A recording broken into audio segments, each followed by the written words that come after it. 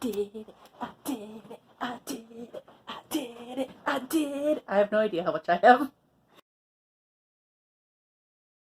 So behind me you can see my woad. It has been growing since April 13th and today is June 19th. So it's a little over 2 months and we've had lots and lots of sun as well as lots of rain. I'm going to go ahead and start cutting some of the leaves off of my woad plants. When you harvest the leaves so that you can extract the woad, you want to make sure that you're only harvesting the leaves themselves and not really the stalks. Number one, the stalks don't usually have very much pigment in them, and number two, you want the stalks to be there to help regrow the leaves quickly and as fully as possible. If I'm lucky, I will get 3 total cuttings, but I should at least get 2 in this season. So as you can see underneath some of these plants, I have some leaves that are starting to actually die, which is part of the reason why I want to go ahead and start extracting the woad now. I don't think any of these leaves are actually going to yield anything, but I also don't think that it's necessarily going to hurt. So I don't have pruning shears or secateurs, so I'm going to just use a regular pair of scissors to snip, and I'm going to snip right there at the base. For now, I'm going to go ahead and put them in whole, and then I'm going to go ahead and wash them. And then after they're washed, I'm going to snip them all or break them all up by hand. So this is a pretty full plant. She's got lots of pretty leaves on her. I don't know if we can see any blue coming out yet. I'm not really seeing any blue, but that doesn't necessarily mean I can't harvest any woad or blue pigment from these. It's kind of a smaller leaf, so we're going to leave it. Yeah, you can see some of the leaves down here that are dying. These little tiny baby leaves here, I'm going to go ahead and leave because we want them to grow bigger. But these are fairly sizable leaves, as you can see. Let me grab my tape measure. So these leaves are at least 8 inches big. And then if I were to, we're looking at 18 to 20 inches wide on each of these, and approximately, it's probably 6 to 8 inches tall on them. So I'm going to go ahead, and then I'm actually going to end up weighing how much product we start with so that for science, we know what yields what. I have been told, or I have read, that about 1,000 grams of woad will yield between 1 and 4 grams of actual woad pigment. That is a lot of work for not a lot of product, which is part of, wow, look at that big old one. Which is part of the reason why people generally tend to grow and harvest indigo as opposed to woad, because indigo actually produces more pigment per leaf than woad does. To give you an idea of large plants, and I'm not sure that these have necessarily hit the large factor, but a large plant should yield between 750 grams and about 1,000 grams of leaves to work with.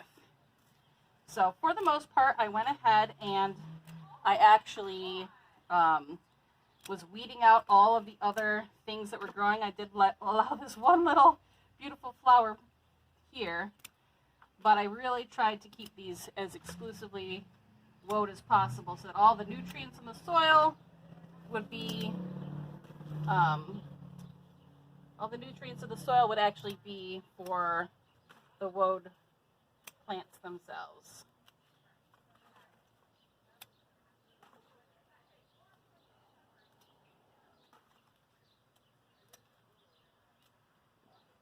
So I'm probably only going to harvest the front row and the back row. If you look at this middle row, these were actually different seeds that I was given by a friend.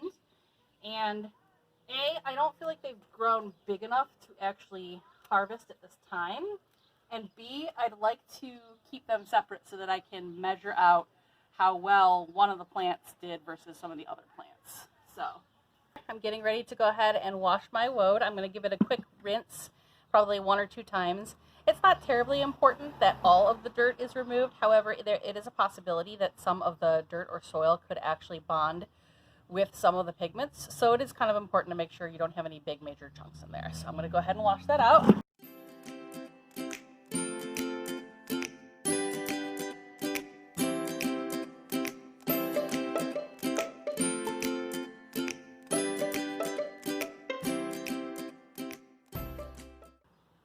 water looks pretty clean. I'm definitely seeing some little chunks of soil.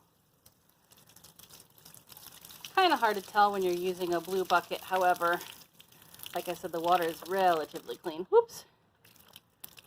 Go ahead and put those leaves back and give them one more quick rinse.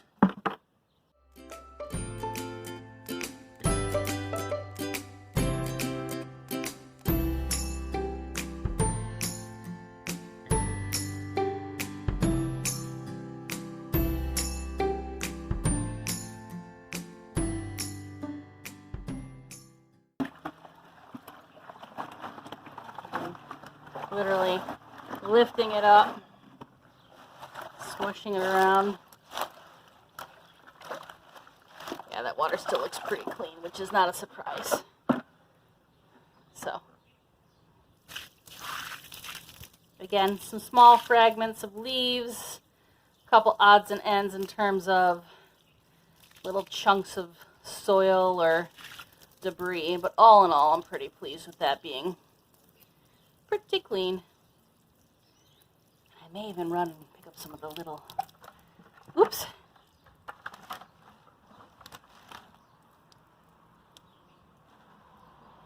Okay. So I have whole leaves at this point. So what I'm going to do is I'm going to go ahead and start ripping them up. And I'll create a little, I need something to put this in. Hang on. Okay, I'm back. So I just have a small pan that I'm going to go ahead and put these in. And I'm not going to cut them or rip them too big, probably an inch or two. I basically want there to be enough tears so that as much of the pigment as possible comes out. But I also don't want it to be a pain in the tuchus when it comes to trying to strain these things out of here. So this is what I'm doing basically. I would say I'm probably making these a little bit bigger than I might a salad, a piece of lettuce. So you can do multiple at a time. It doesn't have to be precise. You're just basically looking for kind of as many entries into the leaf as possible.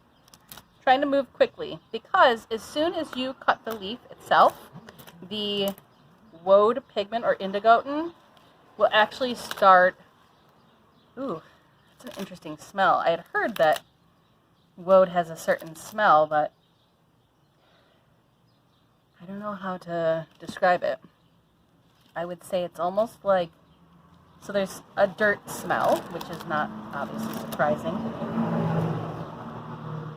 It almost smells like a lettuce that, I don't want to say is going bad, but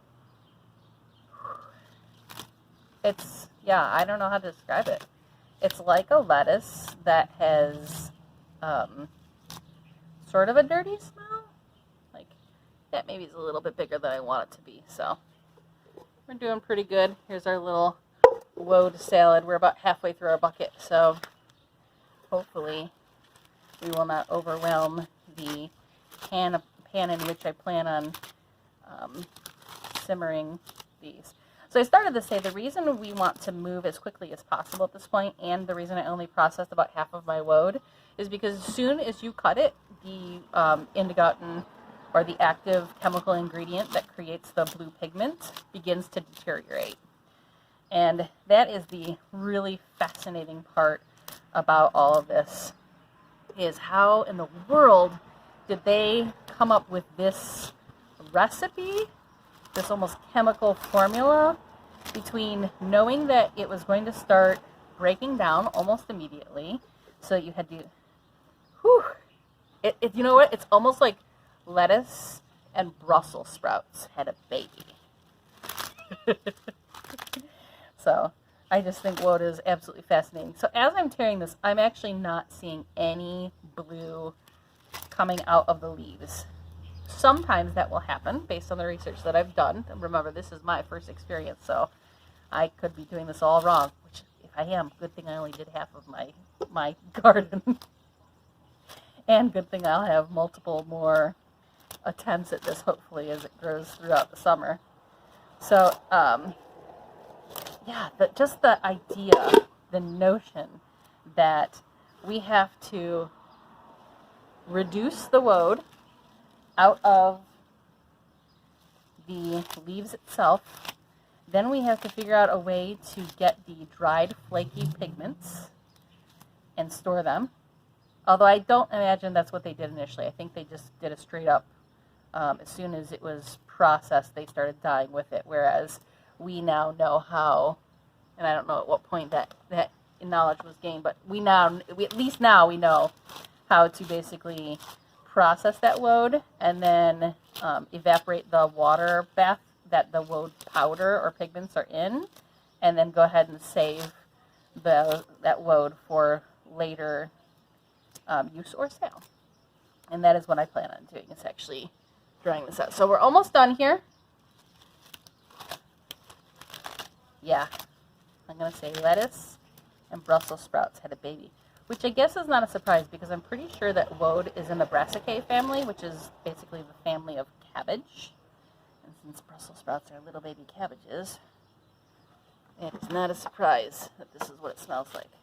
I've also heard that once we start, I don't want to say boiling again, I want to emphasize that it's more of a cooking or processing, simmering. Once we put it in the temperature of water that we need, which is going to be right around 200 degrees Fahrenheit or approximately 90 to 95 degrees Celsius, we will also smell something very different. There is a slight skunky smell. That's the other thing I'm smelling. So it's not, okay, you know when a skunk is far, far, far away and you first start to smell that smell? It's not that terrible, awful smell when it hits you in the face, but you're like, what does that smell? That's kind of what this smells like. So, okay. We have essentially a pot full of woad. So we have our pot, and that's roughly what we need to fit into there, which is why I stopped at the 6 plants. We're going to go ahead and measure our temperature. We want it between 85 and 90 degrees Celsius, which equates to just over 190 degrees Fahrenheit. We want it to be basically just under boiling. As you can see, the water is not quite rolling, but very, very close. And we are right there. We are at 190. No, we're actually more than that. We're close to 200. So we're going to go ahead and turn this off as we were supposed to. And I'm going to go ahead and put this in.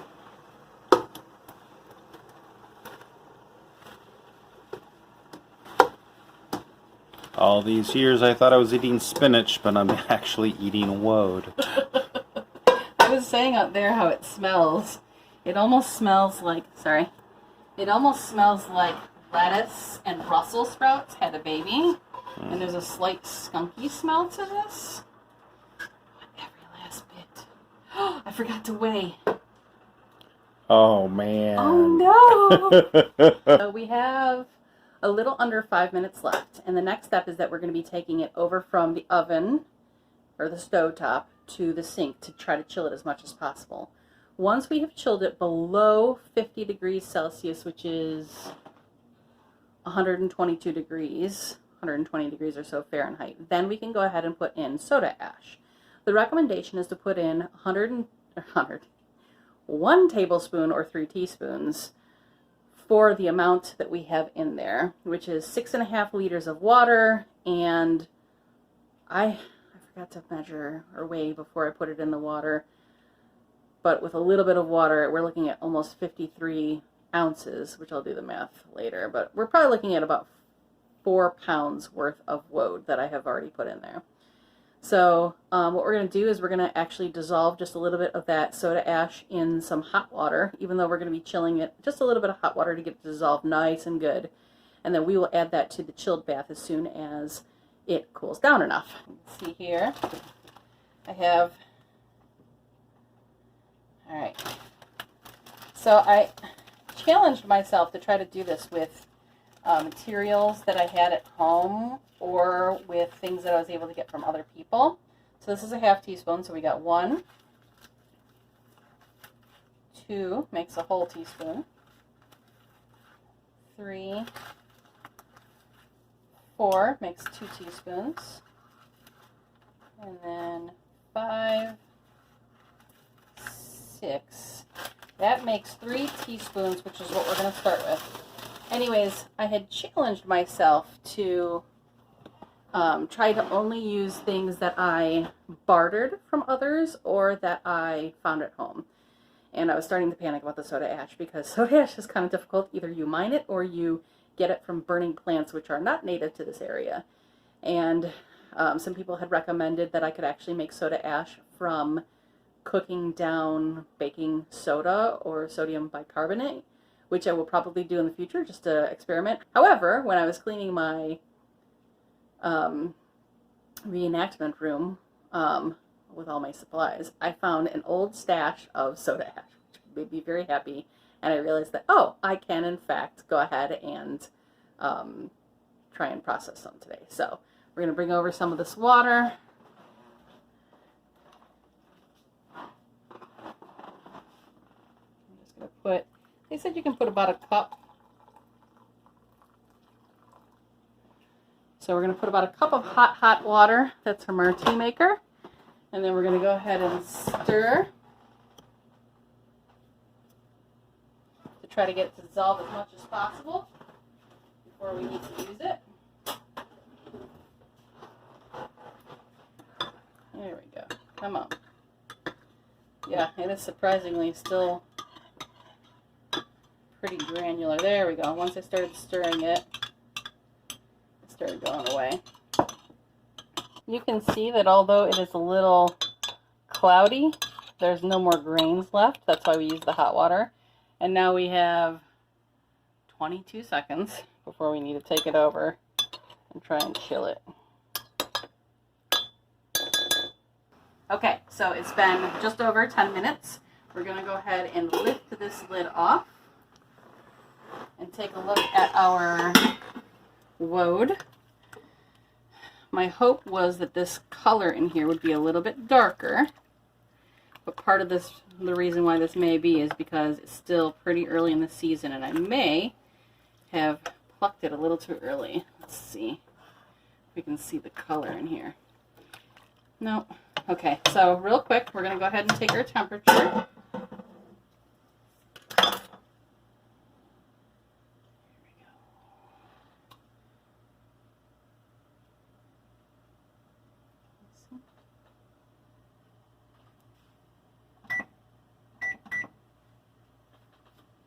So we're at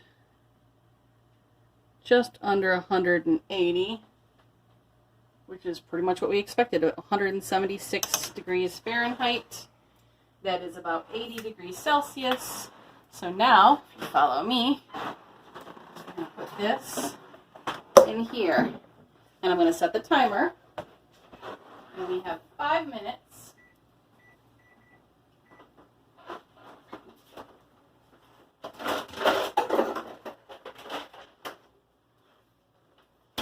Now we have 5 minutes to try to shock this down to about 131 degrees Fahrenheit. So I don't want to put it in here. I want to put it around it.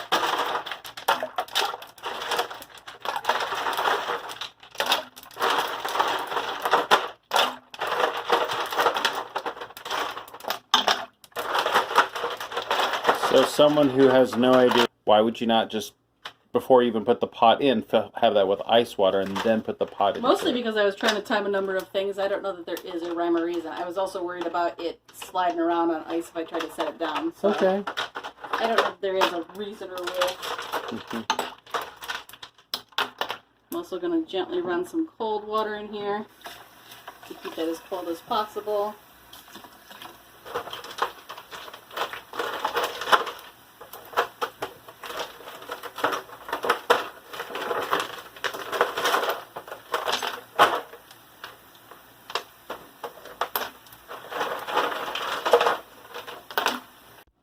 Okay, it has been 5 minutes. You can see we have tons of ice all the way around it.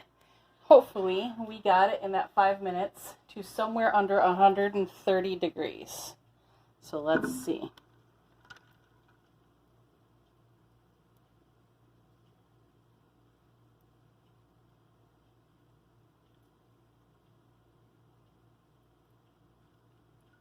Good. Right around 130. Beautiful. Okay. So the goal was in 5 minutes to get it around 130 or 131.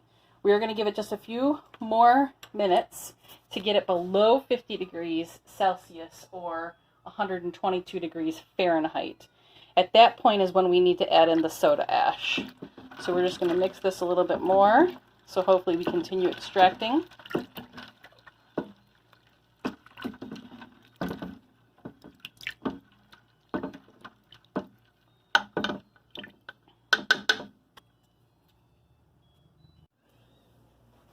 Okay, another 2 to 3 minutes has elapsed and most of the ice at this point is melted. So I'm going to go ahead and take the temperature. And we will see.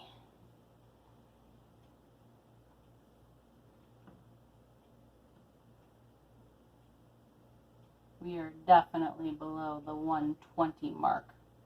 So that's good. So now, what we need to do, yep, we're right at, looks like 115 to 120. So now what we need to do, and just for curiosity's sake, I have pH paper. I'm curious what the pH of this is before we add the soda ash, because the soda ash is supposed to make it alkaline. But let's see what we're at first.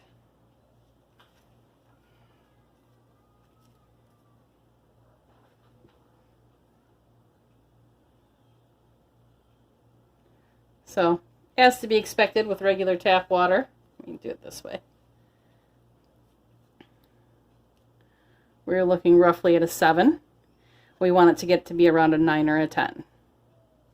So, what we're going to do now is go ahead and start extracting out the woad itself. And I'm going to put it in this pan with a colander so that I can squeeze out as much of the liquid as possible, thereby hopefully preserving as much of the woad pigment as possible. And that'll get added back in here before we add the soda ash. I'm actually going to go ahead and pull the plug here.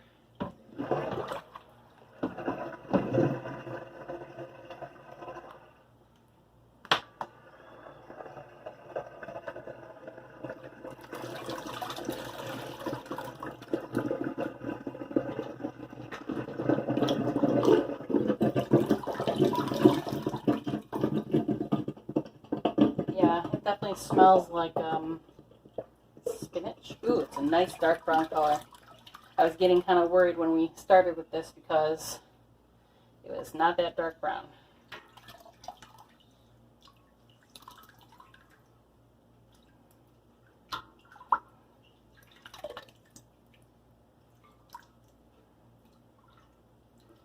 And again, with woad extraction, we want to be moving as quickly as possible on all this because the indigotin is starting to break down even now as we speak. So, I'm going to go ahead and squeeze out as much of the liquid. And then I'm going to throw this in a bowl. Supposedly what we can do with this woad is actually put it in our compost. I've also heard that you can get a nice light green color out of it if you go straight to dyeing, but today we're not going to experiment with that. We got too much going on. I am, however, going to squeeze this just a little bit longer.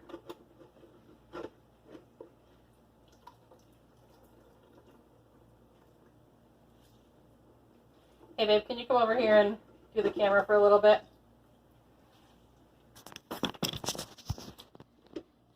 And I want you to get this. I'm trying to do it careful and slow so it doesn't splash and I lose it. You see that color? That is a good sign.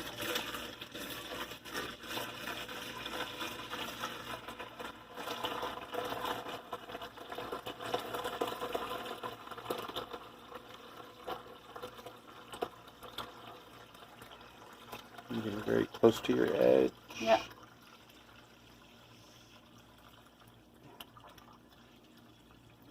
Okay. I still have some leaves in here that I'm try to extract by hand.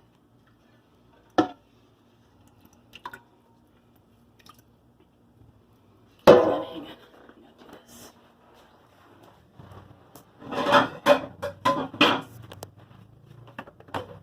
Okay.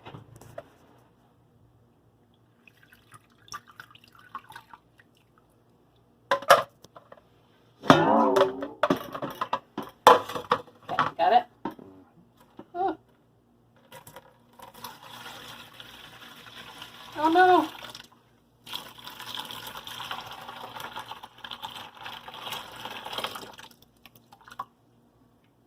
You can see a little bit of the sediment in the bottom.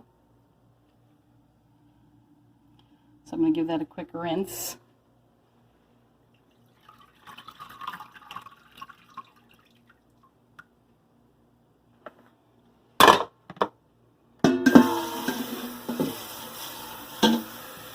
Okay. So, back in the same thing. Try that again. Back in the same pan. I'm going to go ahead and put that. Ooh, yeah. Let's move this too.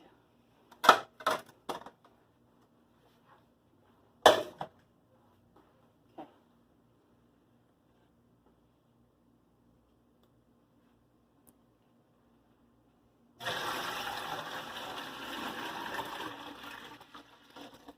Did you start with your original amount of water specifically, or was it Did just I measure? sort of... I measured it, yeah, if that's what you're asking. Yeah. Okay, so now I'm going to go ahead, and this is the soda ash. I'm going to pour it in, and then I'm going to give it a little stir. You definitely see a blue color. See how that's more blue? Okay, and then now we're going to get the electric mixer.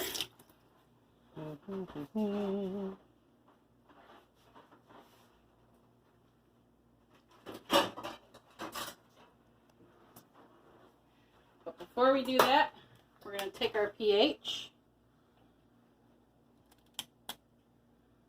Whoop. Wow.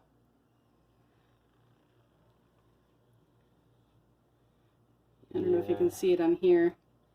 It's definitely a 10 or 12. Yeah, no, it's more like a 11. 10 or 11, so maybe a little bit higher than we want it to be, but we're going to go with it. Because that's what we got. So for the next 10 minutes, I'm going to be doing this.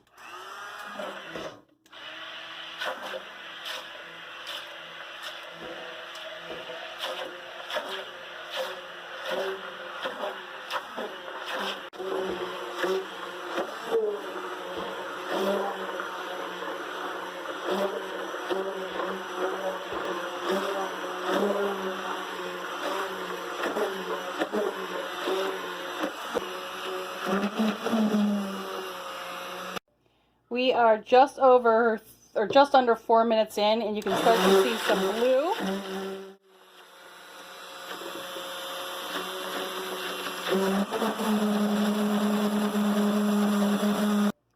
We're at just over 6 minutes, and it's still green, but it's going back and forth between a green and a blue.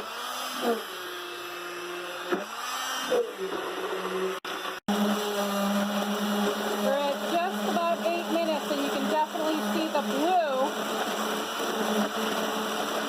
which is great.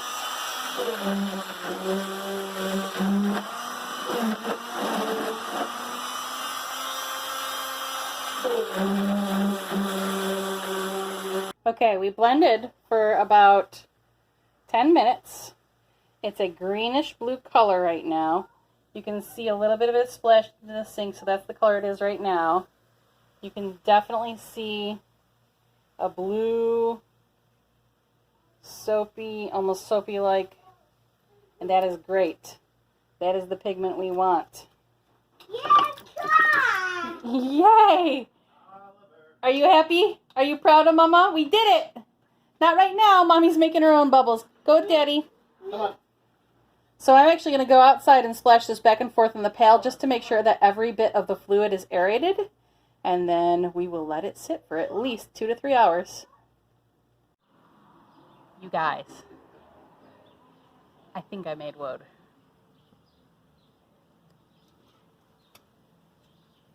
It's a green-blue froth. And then what I'm going to do, just to make sure that all of it is aerated, is I'm going to transfer it back and forth between this and this bucket. And we'll do that probably 6, 7, maybe upwards of 10 times, just to make sure that all the liquid is aerated as possible. The reason we want to do that is when you aerate the liquid, any indigotin pigment or woad pigment, as soon as it hits air, it oxidizes and basically crystallizes a non-water soluble crystal. And then those crystals or flecks or flakes or pigments, whatever you want to call them, they ultimately are what you need to dye.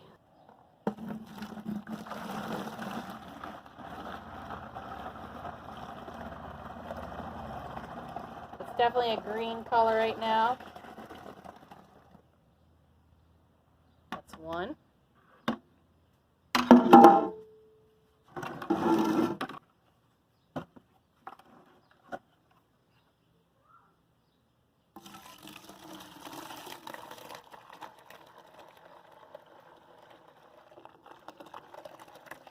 Try and get as thin as possible so as much air as possible is hitting all that liquid. Oh, beautiful. Okay.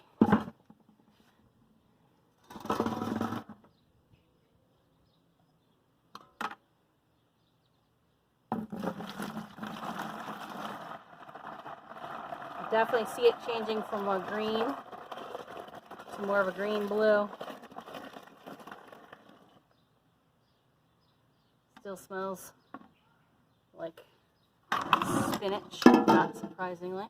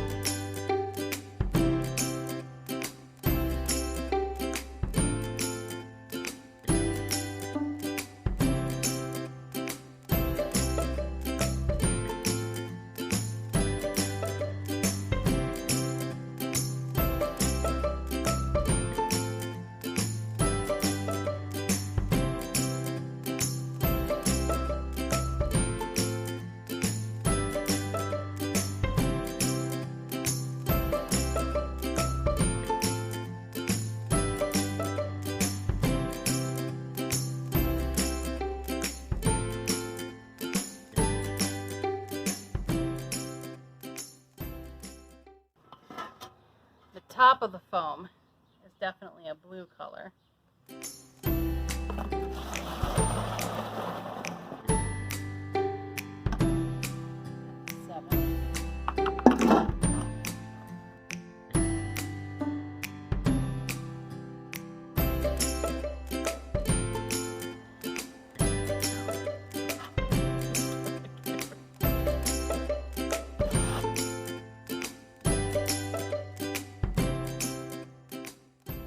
My understanding is that ultimately the foam will essentially become a waste, and I will have to cull that off of the top after it has sat for 2 to 3 hours at least to try to settle in to the liquid, and any pigments that might be washed up will hopefully fall to the bottom. I think we're at 8 or 9. We're just going to keep going because I don't think you can do this too much, to be honest.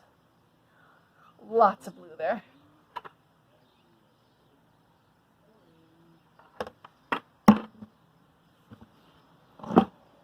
Just out of curiosity.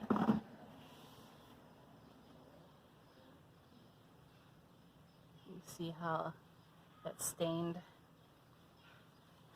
the paper towel. There's more blue and then some green. It's interesting.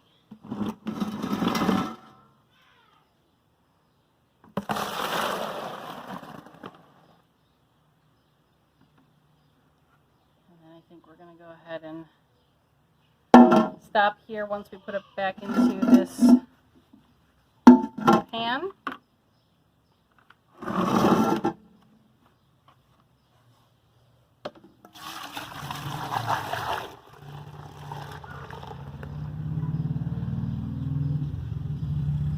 Oh, look at all that blue foam. I don't know if you can see this. That's more green.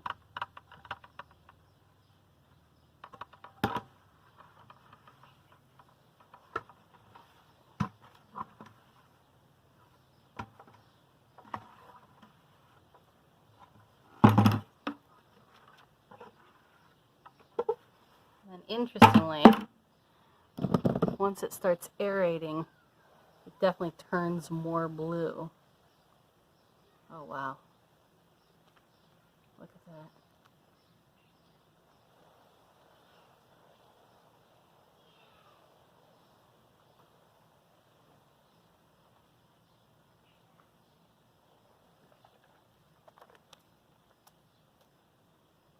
It's kind of a soapy consistency, which is not a surprise given that we put an alkaline or a soda ash, which is also sometimes called washing ash. So there we have it. Now, hopefully, you can hear Oliver. Hopefully, if I did everything right, what will happen next is this will settle for at least 2 to 3 hours. And to be honest, it's late enough in the night, I may just let it settle until the morning. Then I'm going to transfer it to smaller jars so that it's a little bit easier to manage letting the sediment fall down and then clearing it out. What I will do is I'll break this down probably into small mason jars. I will let it sit for probably a day. I will take clearly what's just water, even if it's a colored water, but if there's no flecks or pigment in it, I'm going to basically scoop that out or pull it out with a pipette. And then I am, over the course of several days, going to do that until I am left with almost just pigment and a little bit of water, at which point I will probably pour it into a glass baking dish, put it out in the sun, let the sun dry up or evaporate what is the water, leaving behind just the pigment. And then we will see how much yield I get. Fingers crossed. This is so silly. I kind of want to cry because if I did this right, it means I made Woad. But I don't want to cry yet because if I screwed it up, I'll look like an idiot. So let's just hope I got it right. Fingers crossed. Okay. Shh. It's almost 2 o'clock in the morning and I'm super excited to see if this was successful. So it's right here. You can see that there's a little bit of foam left. But if we did things right, if I did things right, I should be able to rub my finger at the bottom and a little bit of silt, which will be the Woad, will be there. Let's see.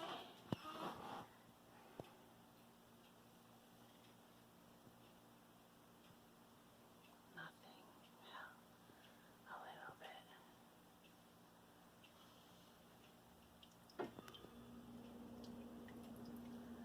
Nothing yet.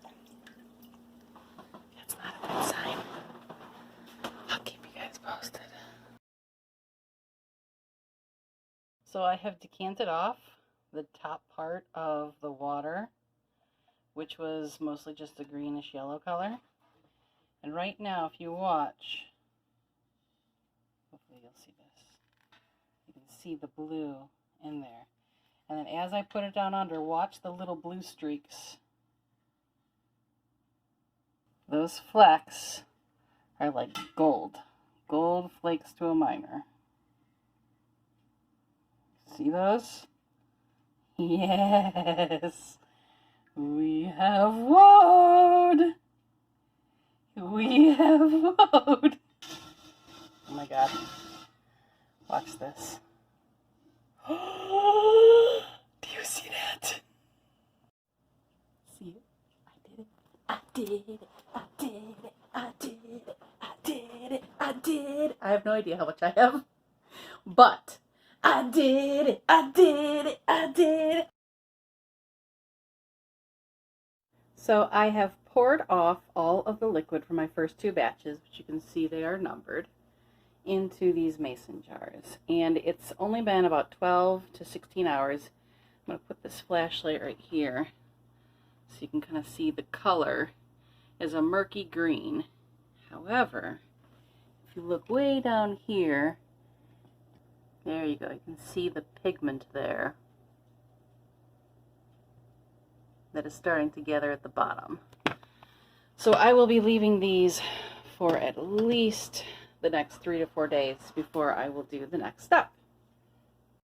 Okay, so I have my Woad juice here, and I'm going to pop off this lid.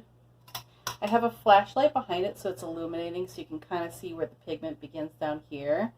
And basically what I'm going to do is I'm going to take this lovely turkey baster and very gently, I'm going to start from the side so that I'm not stirring up anything in the middle, pulling out the juice and sticking it somewhere else. Most of the time we throw this away, but in this instance I'm actually going to attempt to save it and do a second culling. I'm curious how much we accidentally cull or take away from it. And so just for science, we are going to save it in this big old milk jug and let it settle again. Normally, like I said, I would just be discarding this into the sink, but in this case, I'm just curious how many little bits of pigment I'm actually sucking up. So I'm going to get down to the bottom 4th or 5th of the jar and then go from there.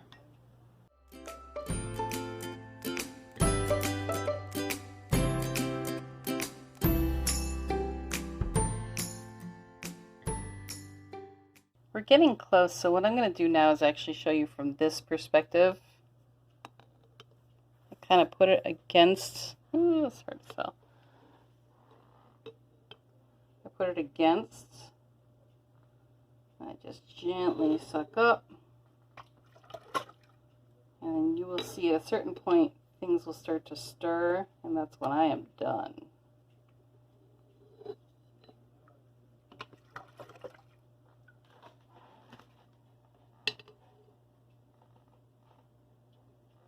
Yep, I can already see. Oh, yep, I can already see that some of the pigment was starting to come up.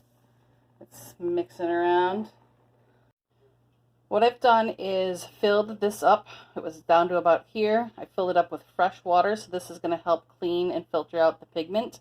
And I want to show you side by side now what those look like. Now, bear in mind, this is devoid of most of that sort of Woad juice, and this is something that still needs to be culled. You can see the color difference.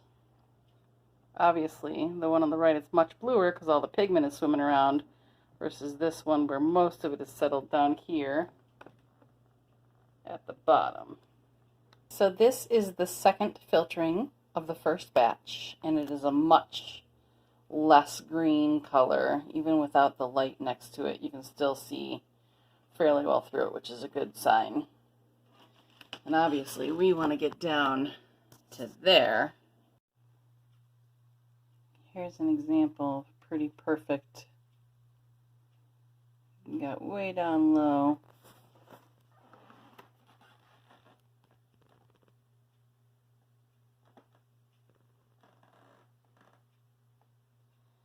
And now what I'm going to do, I'm going to swirl this so I get up all the, see, it's very blue now because all the pigment is mixed in.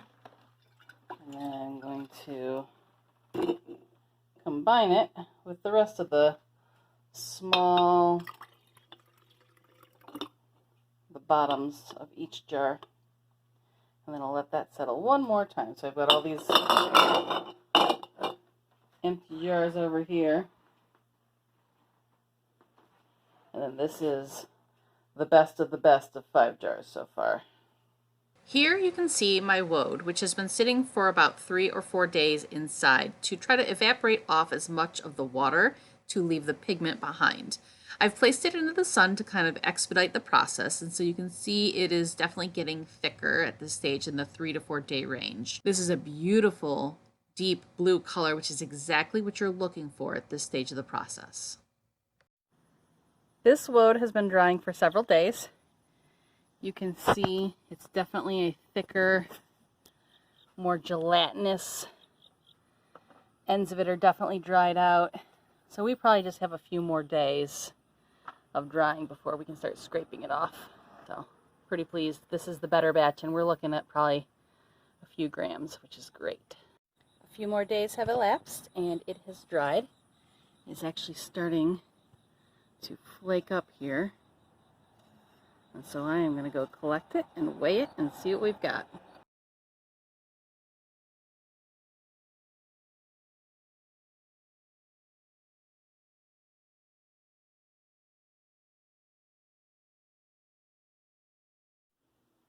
So this is what happens when you screw up. You can see over here the woad that was culled in a timely fashion.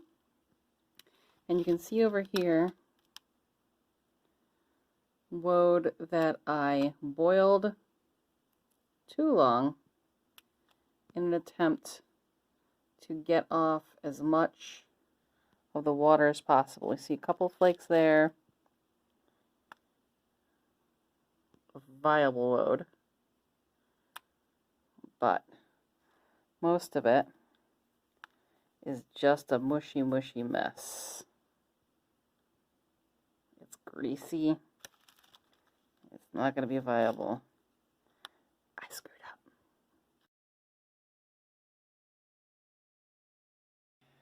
So that is the woad that has any level of heat that has been added to it in order to make the water evaporate more quickly. And this is the woad that is created from just letting it completely 100% evaporate naturally out in the sun with no added heat. So that is the difference. I don't think there will be a functional difference in terms of how it will dye, but we are going to do some tests. So a very interesting phenomenon has happened. I picked woad at the same time, but double the amount that I normally pick. And I processed it in 2 different batches. You can clearly see this batch right here is ready for me to start draining down some of the excess fluid and then starting to try to get some of that pigment at the very bottom. When I took off the lid, as to be expected, I get this sort of fermented bubbling there that I would expect. And normally I just cull that stuff off the top. It even popped up a little bit there. However, this one from batch number 2, which was processed about 12 hours later, doesn't have any of that. However, let me use this flashlight. Okay, hang on. There we go.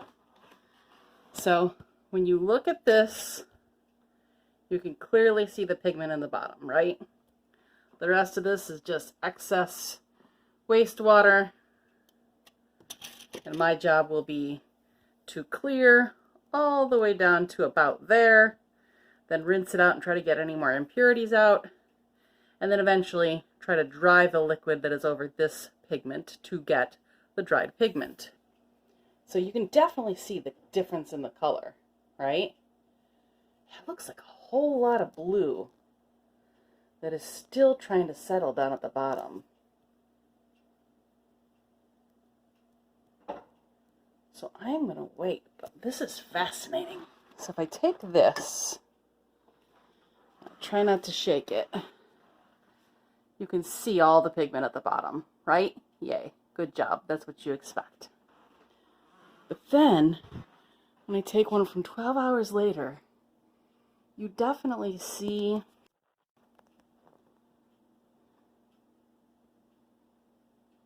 definitely see the pigment down there. Sorry, it's not focusing. I mean, there's definitely pigment in there. Let me show you another one, maybe.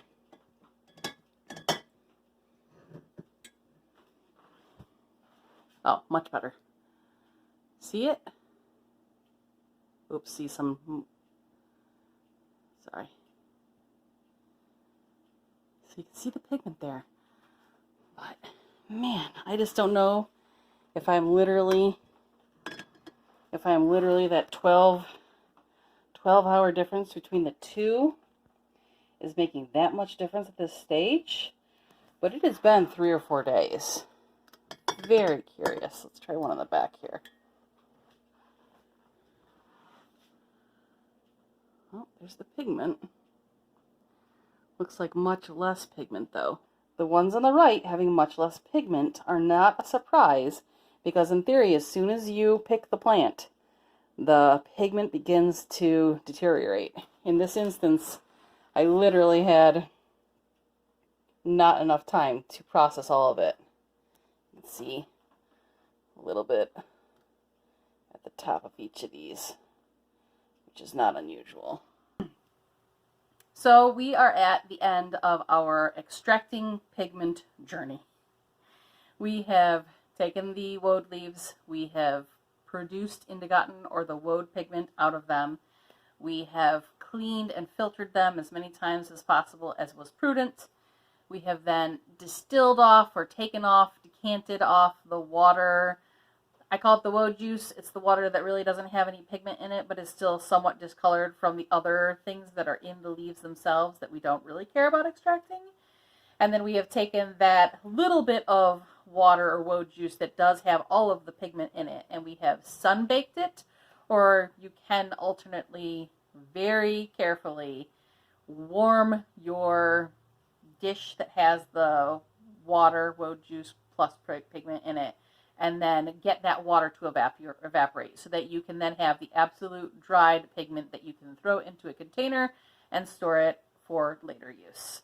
There are certainly ways that you can fresh dye with the woad pigment, and actually most of that is probably more period, at least earlier on, than extracting and saving it for later use. The way it would have been saved for later use would have been through the use of couching or woad balls, and we will do that in a separate video. But this is just simply, holy cow, I have this big, huge garden. I don't feel like trying to store woad balls or couched woad for the year and worry about it spoiling or whatever. And the other problem is, by creating woad balls and couched woad, that you are definitely losing pigment. If you process in the way that we have processed in this video, you are going to maximize the amount of woad pigment that you're able to extract and save for later use. The moment you start, that you cut or pluck those leaves and begin the process of trying to harvest or extract anything from the woad, you are immediately losing the woad. As you saw with some of the videos that we had, or as you can see in this video here, that there is a difference, even just 2 hours difference between when the leaf was plucked and when the leaf was processed in the way that you saw in this video. The darker color or the bluer color you're seeing in the woad juice portion means those are particulates that will never be able to settle and be extracted as a woad pigment that you have lost.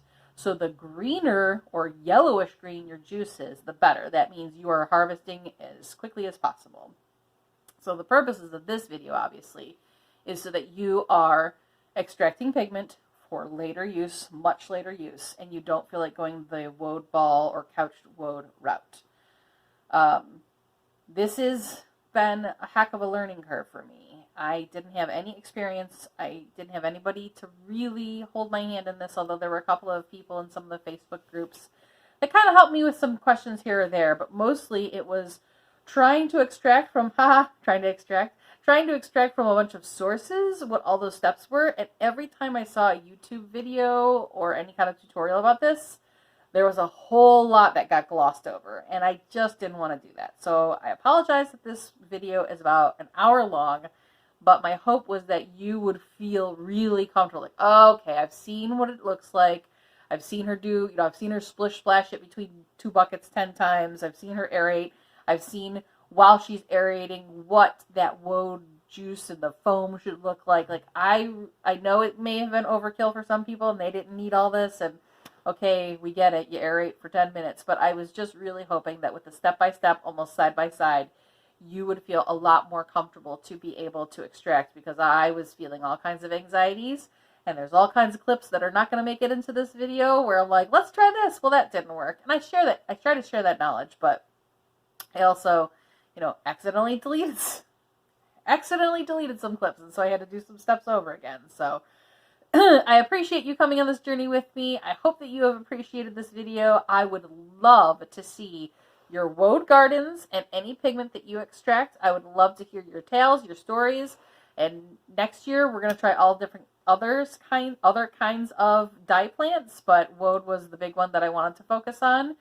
We'll probably pre-harvest. That's a weird word. We're probably going to plant some madder this year. It will not get a big chance to grow, but then next year will hopefully be its second year, and madder really only produces the dyed stuff that you need in the second year. But we'll see. We'll see. Either way, I'm babbling. So I'm just going to leave it here. Thank you very much for coming. I appreciate you. I hope you appreciated this. Love any feedback, suggestions, requests that you want to give. We are kind of willing to try anything. So let us know, and thank you very much for coming. Bye!